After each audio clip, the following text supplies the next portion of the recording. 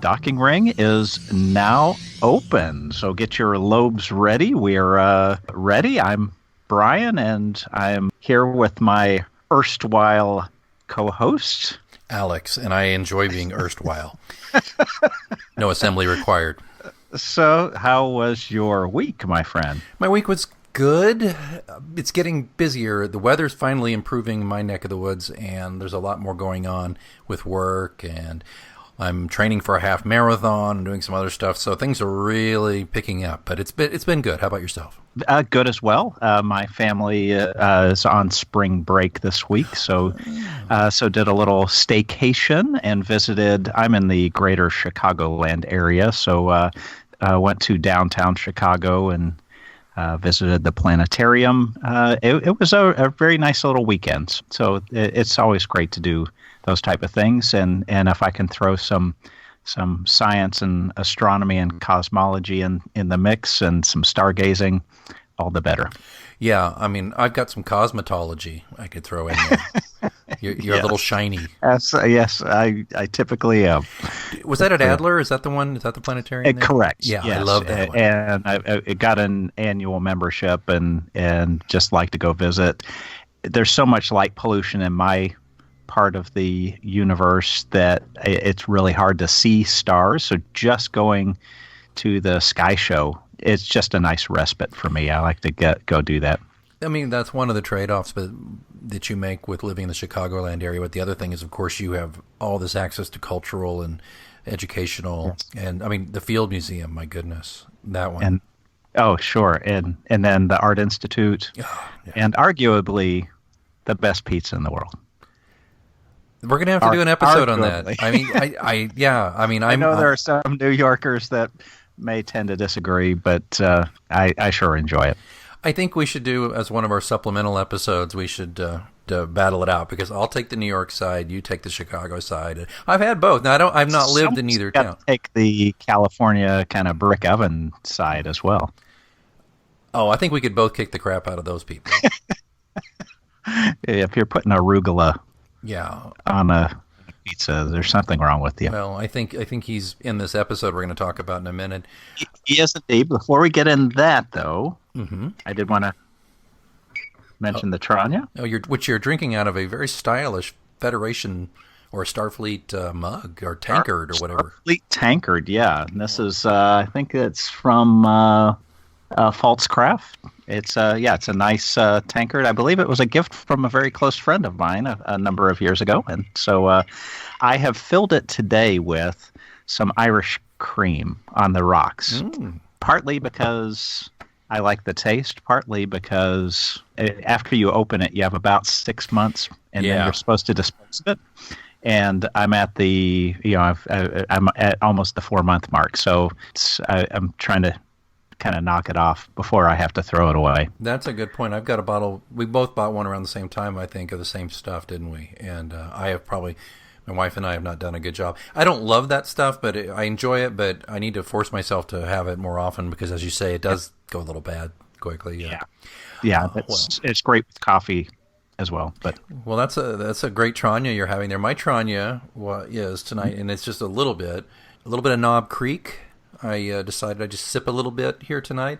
We're recording, folks. We typically record on Wednesday nights, and about once a month, I'm a regular on local television. I'm not trying to be like, oh, big deal, oh, he's on TV. But the nights before that, like, because tomorrow morning at my appearance, I try not to drink more than a little tiny bit, because it does my old face. It does show the effects pretty badly, I think. So I look bad enough, so I want to make sure that I don't drink too much. So just a couple of sips at Knob Creek is going to do it for me for the Tranya. And then you had housekeeping note or two before we jump into the Cardies. That's right. And there'll be links in the show notes for Facebook and Twitter. Please just follow us there. And there may be a message from us after the credits about that. We announced the last episode when we did invasive procedures. If you want to ship us your cast-offs, your Trek cast-offs, that is, any Star Trek memorabilia you don't want, we could repurpose it and use it as prizes for people who join our Facebook page, which we're at number 48. 48. Man, we get to 100. we're going to give away some prizes. So we have some stuff in our own prize closet, but if you want to contribute some old Trek stuff that you don't need, or you have duplicate stuff to your prize closet, or to our prize closet from yours, you can send it to us the old-fashioned way. We've got a post office box here, care of our PR firm.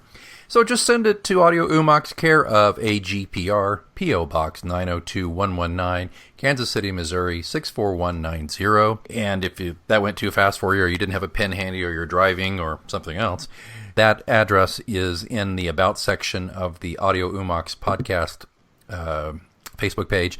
And I'll try to remember to put it in the show notes. I don't think I did last week, but I'll try to put it in the show notes. But you can find it, or just get a hold of us through the Facebook page. If you can't find it, we'll let you know. But we'll take whatever you got, an old action figure that's been chewed on by your pet Sailot, whatever it may be.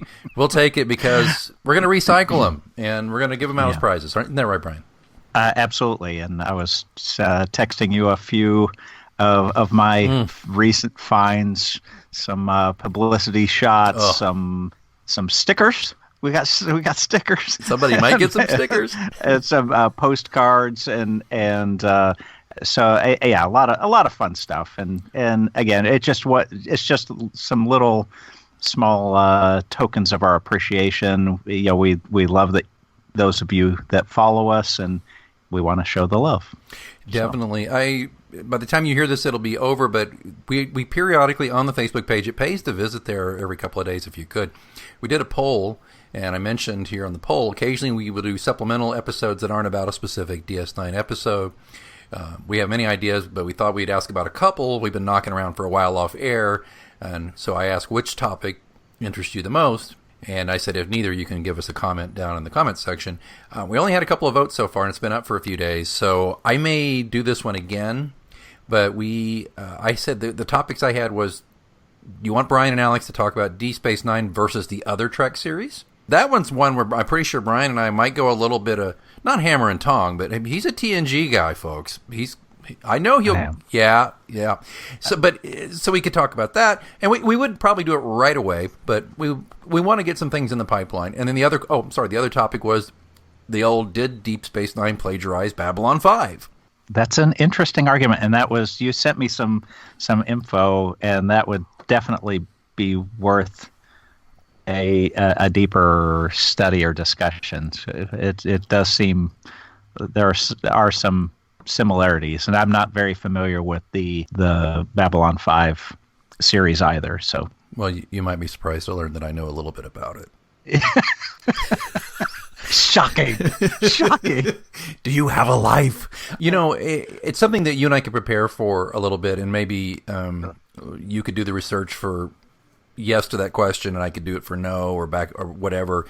That's a fascinating one. So I'll tell you what, if we haven't reposted that particular poll, we'll try to remember to do so. Or you could just post a comment loosely wherever, on Twitter or on the Facebook page, saying, yeah, that B5 thing sounds interesting. Or I'd love to hear how you guys think DS9 stacks up against other Treks. But part of that's kind of unfair to you, Brian, because you're only into the second season, basically, of the show. So maybe it's not fair to ask. But it still might be fun to talk about it. Or maybe if we did it this year or this season, we could talk about how the Deep Space Nine Season 2 stacks up against other Season 2s. Now, that could be a way to do it. All right. Well... Or just pick characters. Oh, that'd be nice too. Maybe do a compare and contrast, or a weight of the character versus a comparable character on another series. I like that. That's actually a very good idea, and that would require limited research too. The other ones would require a little bit of research. So right. Okay, well that's all. The housekeeping. You folks, please send us your Trek cast-offs. Keep it clean if you could. And I'll turn it over. I'll turn it over to Brian now to talk about keeping up with the Cardassians. Yes. So it's an interesting episode. Really, a discussion in a lot of ways of the cost of war. That seems to be a general theme through a lot of Deep Space Nine, because it's really a war-torn planet that is trying to recover from an occupation, and so this covers one of those issues, which is the orphans of war. Starts out with some people coming to Deep Space Nine, a Bajoran, and then a young man named Arugula. Yeah. Rugal, wearing a Bajoran earring. They're at the Replamart. Hey, I got that one right. Yeah. So, and we're reintroduced this season to our good friend Garak, the tailor.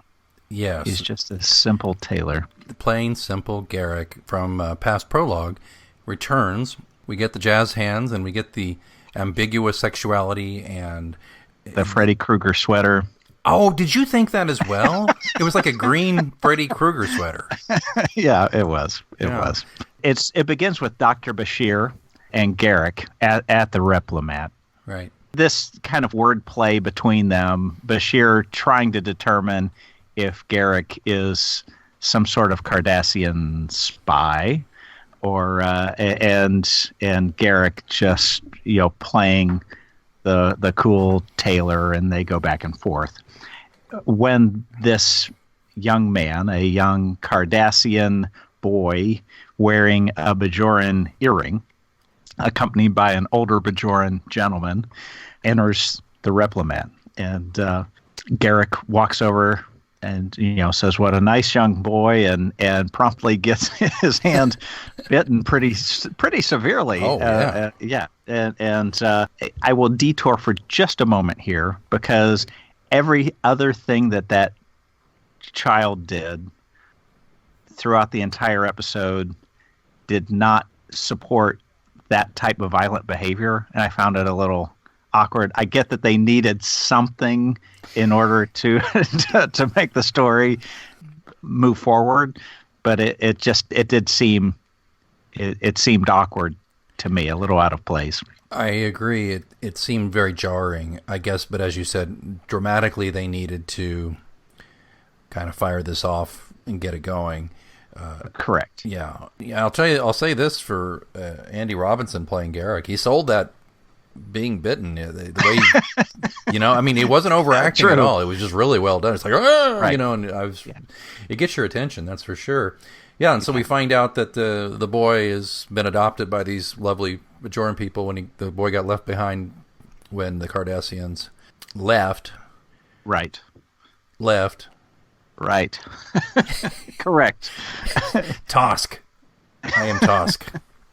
Yes. So a couple things start happening very quickly, which is immediately Gul Dukat calls the station. He FaceTimes everybody. Yeah. And so another big question is left unanswered. Who told him? Yeah. Because based on what I know, I wouldn't think Garak would. He seems to support the political operative more than the Gauls. Maybe it was that traveler that had seen those guys. I just don't know. I know who. I think it's pretty obvious if you think about it for a second. It was Quark. Quark sells information. True. He knows Dukat. True. He knows him well. Yeah. And at this point, Dukat is an asshole, but he's not like evil. You know what I mean? Right. And Quark's kind of on the outs right now. Right. So he might have been like currying favor and maybe making some latinum by telling. I'm going to go with that. I'm going to go with Quark. Or Rom even, but I'm going to say Quark. Yeah. Yeah, that kind of makes sense. And I think Quark would stand to gain at least a modicum of safety if the Cardassians came back, because he was kind of free to operate then, and now he's kind of on the outs with the Starfleet bunch. Yeah, they're so bubbly and cloying. So really what's happening now at that point is it's revealed that there's a group of Cardassian orphans that were left on Bajor. Most are in orphanages, or I think they call them resettlement camps, which is an interesting reference to World War II. Yeah. And Gul Dukat's position is that these children belong on Cardassia, at least at this point in the story.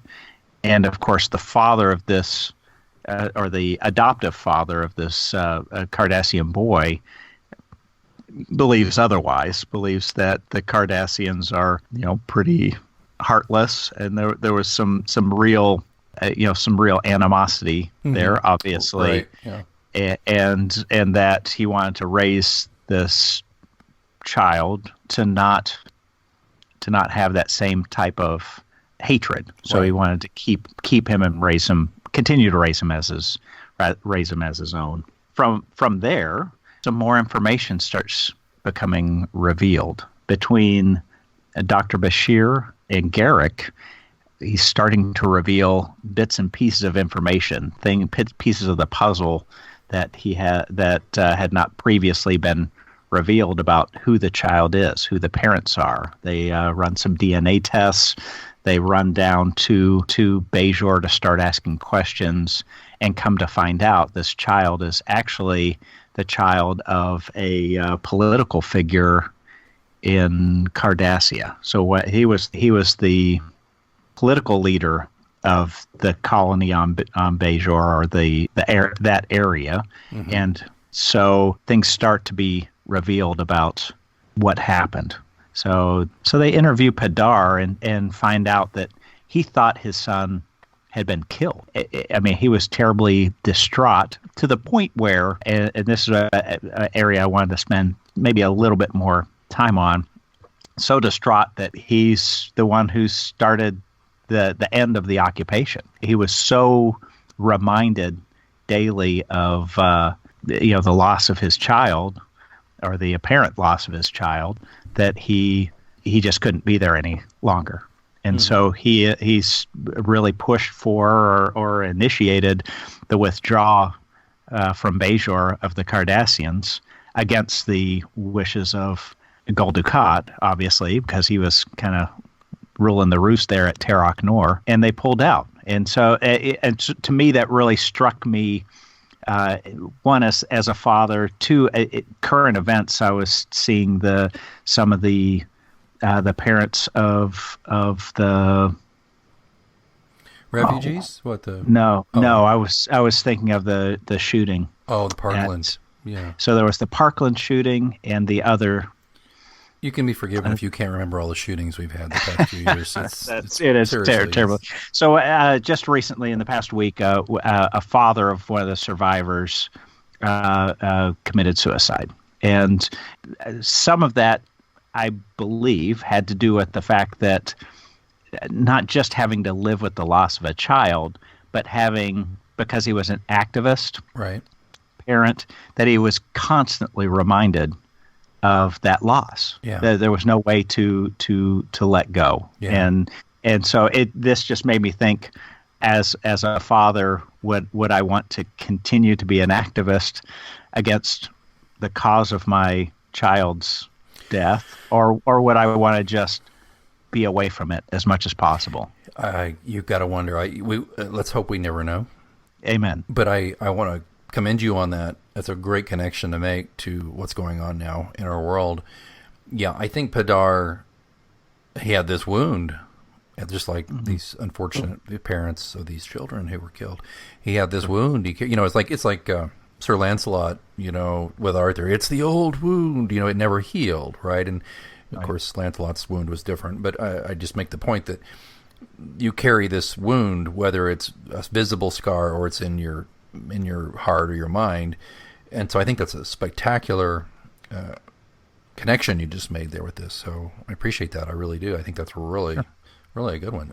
And what we find out, basically, right, if I may, is that these kids apparently, because Garak makes the point of how strange that was, that a race of like the Cardassians that are so, and you'll learn more and more and more about this as we go on, but you remember from Duet, remember that wonderful episode, that this is a race of record keepers, and they keep track of everything. And so how could they leave all these kids behind and not know, and there's no reason? You have to wonder if these kids are not left behind as pawns to be used later. Yeah, as a purpose with a purpose. Absolutely. Yeah. That's some of the breadcrumbs and hints that Garak leaves. Yeah, exactly. So, and we end up with that reveal, and it's decided that Rugal will go with his birth father and back to Cardassia, Right. for better or for worse. Right. And now, this child is a further victim now because he has spent his entire youth hearing nothing but bad things about the race of people that he comes from, and now he's being forced to go back and live among them. Yeah, so it's think about those orphans that are left behind, those that are reunited in a Vietnam era, any time that there's a war, and it does seem that whether they're being used or forgotten, they're always the victim. Yeah. And even if they're being reunited, they're often the victim as well. And it's, just at our own border with these refugees who the kids were taken away, a lot of them from their parents, and these are very young children, and at a formative time.